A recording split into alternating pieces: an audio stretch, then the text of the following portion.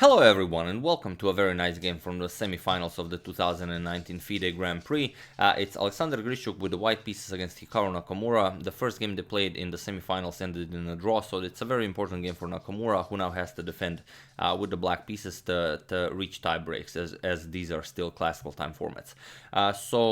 Before we check out the game, Alexander Grischuk eliminated Sergei Karyakin in the quarterfinals. We already mentioned that, as Karyakin will be joining Carlsen, Dingliren and Vishwanathan Anand in the Lindor's Abbey Whiskey Distillery in their Chess Stars tournament, and Hikaru Nakamura knocked out Daniel Dubov, Carlsen second in his match with Fabiano Caruana, also in the quarterfinals. So there we have it, a nice match between the two of them. And we do have a nice photo, again compliments of Nikki Riga. There we have it, the handshake before the battle.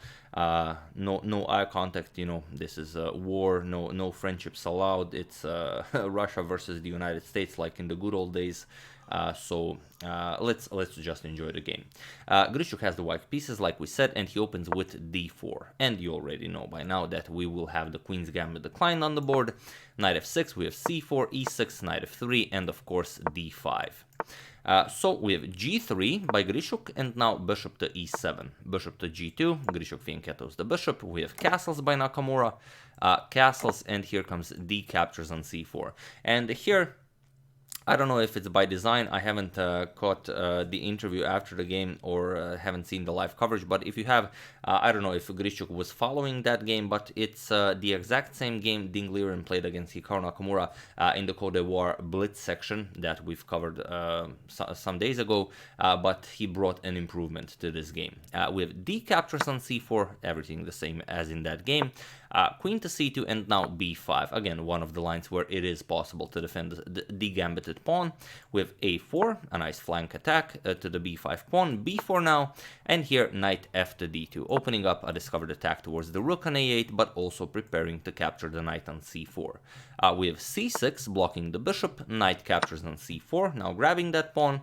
Queen captures on d4, and now rook to d1, pushing the queen back, queen to c5, and now bishop to e3.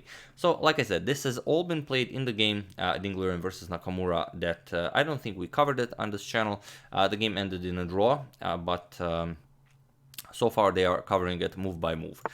Queen h5 by Nakamura, and now comes knight b to d2. With knight to g4, now of course pressuring the h2 pawn, and now just knight to f3, defending the h2 pawn, and now Nakamura takes this opportunity to eliminate Grischuk's dark square bishop. Knight captures on e3, we have knight captures on e3, and now a5. So up until this point, it's exactly the same game Nakamura already played against Dingliren, like we mentioned in the Blitz section of the Côte d'Ivoire 2019, and here knight to c4 was played by Ding, and this game ended in a draw. But here we have knight to d4. It's not a new move, it was played before, it is the engine's favorite, so it would seem Grischuk came very well prepared for this game.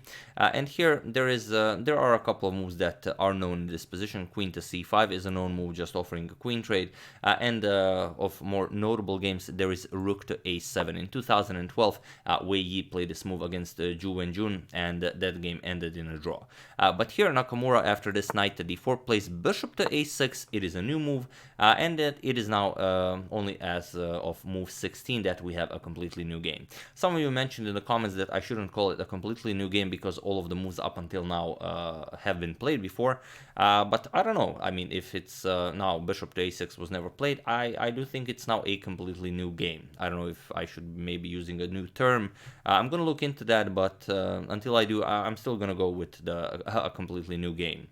Rook 8 to c1. It's very interesting. If you capture, sorry, not with the rook, but if you capture on c6, knight captures, then black gets the e2 pawn. For example, knight captures, queen captures, bishop captures. Here now attacks the rook. You have to do a nice rook cliff, rook d7, but now you get rook 8 to c8. Attack the queen. After the queen moves, now you're going to go bishop to c5, and black has a very nice attack. Black has a lot of pressure.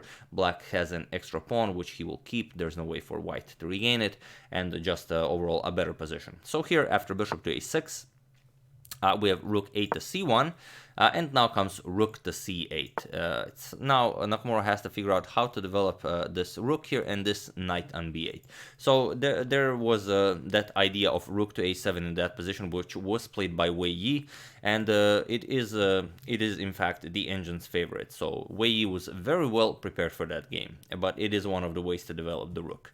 With bishop to f3 attacking the queen. Queen to g6, and now bishop to e4. Grischuk is not interested in trading queens. He already defended with the black pieces, so now when he has the white pieces, he's very much interested in grabbing a full point. He doesn't want to go into rapid rapid playoffs if not necessary. Bishop back to e4. Now comes queen to h5 and bishop to f3. Here Grischuk repeats, and Nakamura just repeats back. He says, "Okay, I'm satisfied with a draw." Bishop to e4, queen to h5, and now Grischuk doesn't repeat, he goes king to g2. So now, of course, the game continues. Rook to a7. Nakamura decides to develop the rook in the same way Wei Yi did against Zhu Wenjun in 2012, and now comes h4 by Grischuk, just increasing the pressure, reducing the number of available squares for the black queen. We have g6, and now comes f4. And now if you look at it, there really aren't all that many squares this queen can use. None of these squares are available to the black queen. So we have queen to h6. Now the queen will be able to escape via the dark squares, and now comes knight to b3. This knight is now coming to c5, and it's going to be a very dangerous knight. If black will want to eliminate it, then black will have to give up the bishop pair. We have king to h8 by black, and now comes bishop back to d3, offering a trade of light square bishops. With bishop back to b7, Nakamura declines this and prepares c5, which will come with check. We have knight to c4, and now c5 with check. Bishop to e4 blocking, and now bishop back to a6. Still not interested in trading off this light square bishop, but it does come with a price. You do have to give up the a5 pawn, but there was no way to defend it, so it doesn't really matter. With knight b captures on a5, and now you have to again decide what to do. If you capture here, you don't really gain anything. You still can't recapture on a4 as the queen is not like that, but the queen is guarding the a4 pawn.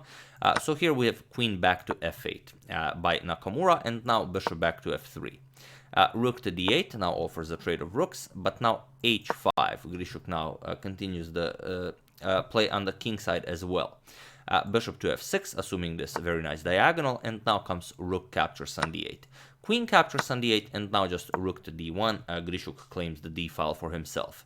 But rook to d7, of course, you want to oppose this. That's the idea of rook a7 to d7. Rook captures on d7, knight captures on d7. Now, finally, Nakamura's knight joins the game. And now h6. A very nice move by Grischuk.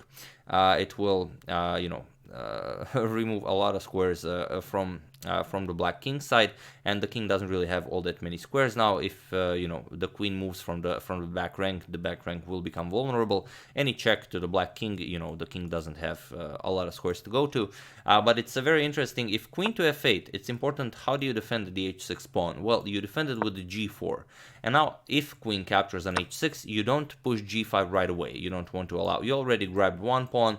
You don't want to give up the g5 and the f4 pawn. Black will very happily give up the bishop for 3 pawns. But first, you're just going to go queen to d2, attack the knight that is undefended on d7, and only after the knight moves, now that the queen guards the g5 square as well, will you push g5, and now it's just game over. Black doesn't have a good reply to this. But, it's a brave idea, h6, but you also have to be very careful of moves like this. We have knight to b6 by Nakamura, offering a trade, but now knight to e5.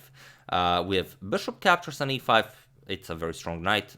Not sure if I'm just going to call it a monster knight just yet, but you are threatening to win the queen. So bishop captures on e5, and now not an automatic capture. First, knight to c6. You're attacking the queen, and you're going to win the bishop this way without messing up your pawn structure, which is the way you want to do things in chess. But here Nakamura just goes knight to c4. He says, okay, let's trade queens. I'm down with playing the endgame, and I will try my chances there. So knight captures on d8, and now knight to e3 check, which will of course pick up the white queen. King to f2. black has to grab the queen. We have knight captures on c2. Now comes knight captures on f7 with check, king to g8, and only now does white recapture the piece. Knight captures on e5 and now c4. So okay, Nakamura is down a pawn, but already he's threatening c3, which will create a passed pawn, and you know, things could get very dangerous. But Grischuk doesn't mind. Bishop to g4. He says, okay, you're free to push that. I'm just gonna capture, then win the e6 pawn, and it will be an easy game. I'm gonna be up 2 pawns. Of course, it would be a completely winning endgame. So Nakamura has to defend the e6 pawn. He does it by playing knight to d4, but now king to e1. The king now also joins the party. We have king to f8, now comes king to d1, king to e7, and now Grischuk is ready to win yet another pawn as Nakamura brought his king to e7. Here, you could also go knight captures on g6, and it would be very dangerous to recapture because then h7 is just winning. But Grischuk goes for a different line. e3, he just removes the defender of the c6 square, knight to b3, and now knight to c6 check, just winning the b4 pawn. It's a different way to go about it. King to f6, now comes knight captures on b4, comes with an attack on the bishop, bishop goes to b7, and now bishop back to e2, hoping to win yet another pawn. We have knight to a5, defending the c4 pawn, but now king to d2. The king is now coming to c3, then you're going to capture, and the 2 connected pass pawns on the queen side will be more than enough to win this game. Maybe. We have knight to b3 check, king to c3, and now comes knight back to c5. And here you don't want to trade this pawn for this pawn, so first Grischuk just pushes it. We have a5. Knight to e4 check, gonna win the g3 pawn now. King captures on c4, knight captures on g3, and now bishop to d3, nicely controlling the dark knight here with the bishop. g5, and here we have just f captures on g5, and it was in fact in this position on move 54 that Hikaru Nakamura resigned the game, which is very unfortunate for him because here Grischuk now proceeds to the finals of the FIDE Grand Prix 2019. Nakamura is eliminated, and who knows, I don't know, as the Chess Stars tournament in that whiskey distillery we discussed starts tomorrow, so I don't think Nakamura will be interested in joining them, or if it was even an option for him, but there are already 4 players there, so I don't know if they're happily receiving more of them. But basically there's really nothing to do here. a6 is coming, whatever you do, let's say king g5, a6 is coming, and after you move the bishop, now you can just go bishop captures on h7, king captures here, and after you let's say attack this pawn here, there's no good way to defend it.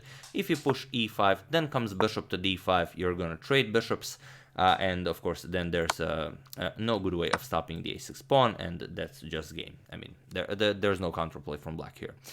So Nakamura knows this. After f captures on g5, he resigned, and an excellent victory for Alexander Grischuk, who now enters the finals of the FIDE Grand Prix 2019, and he waits the winner of the match, Jan Nepomniachtchi versus Radoslav Wojtaszek.